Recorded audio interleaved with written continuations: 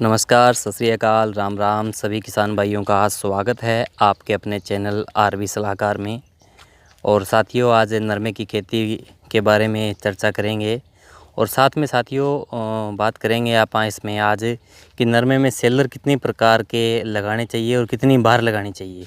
क्योंकि बहुत सारे किसान भाई हैं जो सेलर नरमे में बहुत ज़्यादा मात्रा में लगाते हैं और उसका कोई बहुत ज़्यादा बेनिफिट नहीं होता है। साथियों, बहुत ज़्यादा सेलर लगाएंगे, नरमा जब बड़ा हो जाएगा उसके बाद भी आप सेलर या तिरफाड़ी का प्रयोग करेंगे खड़े नरमे में आप, तो इसकी जो ऊपर की जड़ें हैं, ऊपर के जो तंसु हैं वो टूट जाते हैं और जो ऊपर के तंसु होते हैं साथियों पौधे की जड़ों के, वो सबसे ज़्यादा पौधे को पोषक तत्व जो है वो उपलब्ध करवाते हैं।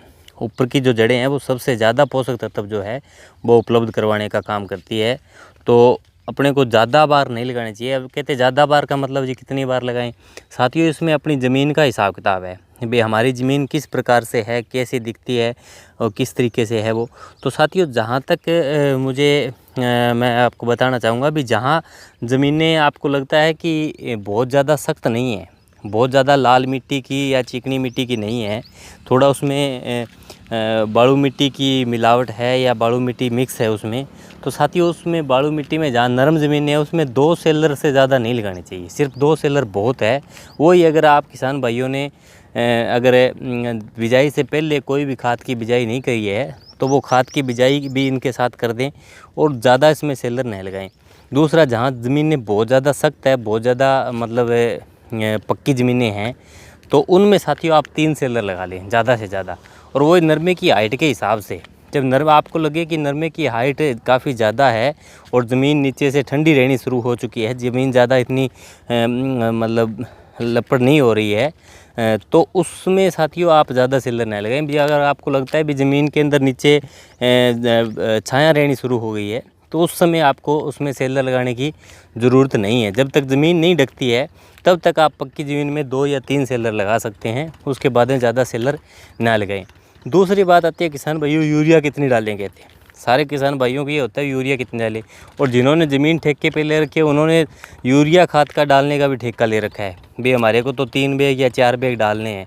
उनको ये मतलब नहीं है कि हमारे खेत में इसकी ज़रूरत है भी या नहीं है, इससे उनको मतलब नहीं है। उनका बस ठेका लिया हुआ है, ज़मीन ठेके पे है तो यूरिया डालने का भी ठेका है, DAP खाद डालने का भी ठेका है भी, हमारे को तो इतनी डालनी है। साथियों, ज़्यादा फर्टिलाइज़र, कोई भी फर्टिलाइज़र है, अगर ज़्यादा डालने से ज़्यादा पैदावार होती तो साथियों डालने में प्रॉब्लम क्या है। मेरे को ये बताओ, एक किसान है जो 2 बैग यूरिया डाल के 12 क्विंटल पैदावार ले रहा है, क्या वो किसान 4 बैग डाल के 24 क्विंटल पैदावार ले सकता है? क्या वो 1 बैग यूरिया डालेगा तो पैदावार 6 क्विंटल लेगा? तो यूरिया से या DAP से ज़्यादा पैदावार होती तो साथियों हम 1 एकड़ में 100 क्विंटल पैदा ले लेते और 20 गट्टे डाल देते। दिक्कत क्या है? लेकिन ज़्यादा खाद डालने से ज़्यादा पैदावार नहीं होती, ज़्यादा प्रकार की खाद डालने से ज़्यादा पैदावार होती है। ज़्यादा प्रकार की मतलब साथियों, ज़्यादा प्रकार की का मतलब है कि पौधे को अच्छी तरीके से पैदावार देने के लिए 16 पोषक तत्व अनिवार्य है। अब 16 पोषक तत्व तो बहुत हो जाते हैं। एक किसान भाई ने कमेंट कर रखा था, रमेश बाबू जी आप जिस तरीके से हमारे को खाते बताते हो उस तरीके से जितनी पैदा होगी उससे ज़्यादा तो हम खर्चा कर लेंगे। ऐसा नहीं है दोस्तों, ज़्यादा खाद का मतलब ज़्यादा पैसे लगाना नहीं होता है। इसमें क्या है कि नाइट्रोजन, फास्फोरस और पोटास वो एक अच्छी मात्रा में हम खाद देते हैं। जैसे DAP या सुपर या NPK का साथियों आप आधा बैग नरमे के अंदर डालें, सुपर डाल रहे हैं तो आप 1 से 2 बैग डालें, NPK या DAP डाल रहे हैं तो साथियों आप आधे बैग से ऊपर न डालें अपने नरमे की खेती के अंदर। और यूरिया की बात करें साथियों, तो यूरिया भी आप 1 एकड़ में 1 बैग या 1.5 बैग से ऊपर ना लेके जाएं। बहुत ज़्यादा भी लगता है आपको कि इसमें बहुत ज़्यादा बढ़वार नहीं हो रही है, नीचे के पत्ते हैं वो बहुत ज़्यादा पीले पड़ रहे हैं, तो आप ज़्यादा से ज़्यादा 2 बैग डाल दें। 2 बैग से ऊपर यूरिया ना डालें। पोटास की बात करें तो 20 किलो से ऊपर पोटास ना डालें, ठीक है। तो ये ज़्यादा खाद नहीं डालनी है, लेकिन डालनी सभी है। सभी प्रकार का मतलब ये हो गया कि कार्बन, हाइड्रोजन, ऑक्सीजन 3 प्रगति से हमारे को मिल जाती है, 13 बचती है। 13 में से हमने 3 मालिक की कृपा से उपलब्ध होगी और 3 हमने नाइट्रोजन, फास्फोरस और पोटासियम दे दी। अब कि उसके बाद में 6 होगी। 6 के बाद साथियों 6 और रहती है, 7 और रहती है। उसमें से मुख्य रूप से सल्फ़र, मैग्नीशियम और कैल्शियम, तो साथियों आप इसमें सल्फ़र की मात्रा जिंक सल्फेट के माध्यम से दे सकते हैं, मैग्नीशियम सल्फेट के माध्यम से दे सकते हैं। मैग्नीशियम सल्फेट डाल दिया तो उसमें मैग्नीशियम और सल्फ़र दोनों मिल गई, तो आपको अलग से सल्फ़र डालने की ज़रूरत नहीं है। अगर जिंक सल्फेट डाल दिया तो आपको अलग से सल्फ़र डालने की ज़रूरत नहीं है, क्योंकि उसमें भी सल्फ़र की मात्रा है। अब बात बचती है कैल्शियम की।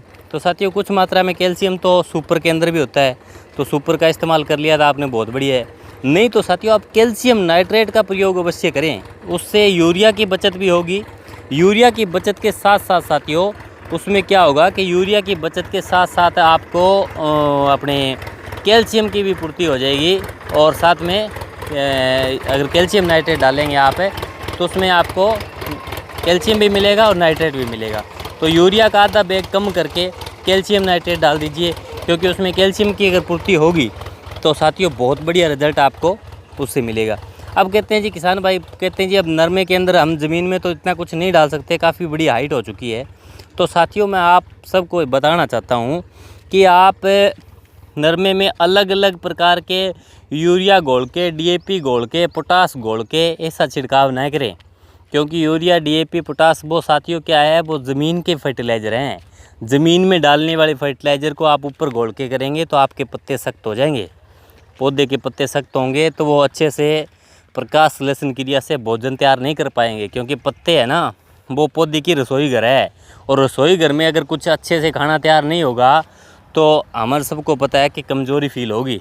तो उसके लिए क्या करें, मैक्स पावर और मैक्स क्रिस्टल 2 प्रोडक्ट हैं। इन दोनों प्रोडक्टों को 100 ml प्रति 1 एकड़ के हिसाब से, या 1 ml प्रति 1 लीटर वाटर के हिसाब से, पानी के हिसाब से आप इसमें 4 छिड़काव कर दें। नरमे के अंदर 20-20 दिन के अंतराल में आप 4 छिड़काव कर दें। साथियों मैं पूरे विश्वास के साथ कहता हूं कि मैं काफ़ी सालों से इस चीज़ का प्रयोग कर रहा हूं। नरमे की पैदावार आपको बम्पर मिलेगी, फाल गुड्डी है वो जड़ेगा नहीं, ज़्यादा लगेगा, और जो टिंडा है वो जल्दी बनेगा, और इसके साथ साथ साथियों बताऊं कि उसका जो रेस है वो भी ज़्यादा होगा, उसका खिड़ाव भी अच्छा होगा, उसमें वजन भी होगा। तो आप इस चीज़ का इस्तेमाल करें और किसी चक्कर में नहीं पड़े। उस भाई की बात मेरे को बड़ी अच्छी लगी कि जी हम अगर 16 के 16 तत्व अगर डालें हैं, 50-50 किलो डालें, तो भाई साहब कहते बहुत ज़्यादा होता है। 50-50 किलो नहीं डालने हैं। खाने में सबसे ज़्यादा आटा होता है, आटे की मात्रा सबसे ज़्यादा प्रयोग में करते हैं, लेकिन उसके बाद में सब्ज़ी आती है। सब्ज़ी में जिस तरीके से आलू है, गोभी है, भिंडी है, बताऊँ है, जो भी जिस भी सब्ज़ी है वो दूसरे नंबर पे होती है। तीसरे नंबर पे साथियों हम इस्तेमाल करते हैं लस्सी का, दूध का, या अपने दही का, वो तीसरे नंबर पे आता है। लेकिन साथियों उसके अलावा भी हम देखो जीरे का, घी का, पालक का, हल्दी का, मिर्च का, मसाले का पाउडर अलग अलग प्रकार के, ठीक है। तो इस तरीके से जैसे लून, मिर्च, मसाला, हल्दी, पालक, जीरा, तेल, घी, इस तरीके से थोड़ी थोड़ी मात्रा के अंदर जो न्यूट्रिशन है ना वो आपको दे के आप नरमे की पैदावार है उसको अच्छा ले सकते हो। तो ये हम पहला सीलर लगा रहे हैं आज, और इसमें हमने सुपर खाद का थोड़ा सा इस्तेमाल किया है बिजाई के अंदर, क्योंकि पहले 1 बैग सुपर डाल दिया। मैं अपने खेत के अंदर नरमे के अंदर डीएपी या एनपीके का प्रयोग नहीं करता हूं, क्योंकि मैं ज़्यादातर सुपर का इस्तेमाल करता हूं। इसका रिज़ल्ट बढ़िया है, क्योंकि गेहूं के खेत में अगर आपने एनपीके या सुपर डीएपी डाली हुई है तो आपको अलग से कुछ डालने की ज़रूरत नहीं है। तो कोई किसान भाई बिजाई भी करना चाहता है तो डीएपी से कहीं बेटर है कि वो उसमें एनपीके की बिजाई करे या सुपर की बिजाई करे, तो वो बढ़िया है। बाकी अगर आप कोई और किसी प्रकार की जानकारी लेना चाहते हैं साथियों तो आप कमेंट अवश्य करें। मैं आपका दोस्त किसान सलाहकार रमेश बांबू आप सबका वीडियो देखने के लिए दिल से बहुत बहुत धन्यवाद करता हूं कि आप इतना प्यार देते हैं, इतनी सपोर्ट करते हैं। हर एक वीडियो को अपने सभी किसान भाइयों में मुझे पता है कि आप शेयर करते हैं, और बहुत सारे किसान भाइयों के फ़ोन कॉल भी आते हैं, व्हाट्सएप पर मैसेज भी आते हैं। उन सब से मैं ये कहूँगा कई बार बिजी होते हैं भाई, फ़ोन नहीं उठाया जाता तो बुरा न माने, दोबारा कॉल कर लें। आपके से बात करके मुझे अच्छा लगता है, कोई बुरा नहीं लगता है। थोड़ा सा टाइम का ध्यान रहे कि सुबह 9 बजे से शाम 6 बजे के बीच में फ़ोन करें। कुछ भाई रात को फ़ोन कर लेते हैं 10 बजे, 11 बजे, 2-2, 3-3 बजे तक फ़ोन कर लेते हैं कि जी खेत में थे, पानी लगा रहे थे, वीडियो देख रहे थे, वो फ़ोन कर लिया। तो उस चीज़ से थोड़ा सा ध्यान रखें। और इसके अलावा साथियों क्या है कि कुछ किसान भाई खेती बाड़ी के साथ साथ कुछ बिजनेस करना चाहते हैं, तो साथियों, खेतीबाड़ी के साथ साथ बिजनेस करना चाहते हैं आप तो आप मेरे को कमेंट ज़रूर करें। हम आपको बहुत अच्छा शानदार बिजनेस भी बताएंगे, जिसके माध्यम से आप अच्छी पैदावार तो लेंगे ही, लेकिन इसके साथ साथ आप 2 रुपये एक्स्ट्रा भी कमा सकेंगे, वो भी किसानों का भला करके, किसानों की हेल्प करके। तो आज के लिए इतना ही, आगे फिर मिलते हैं एक नई वीडियो में। धन्यवाद।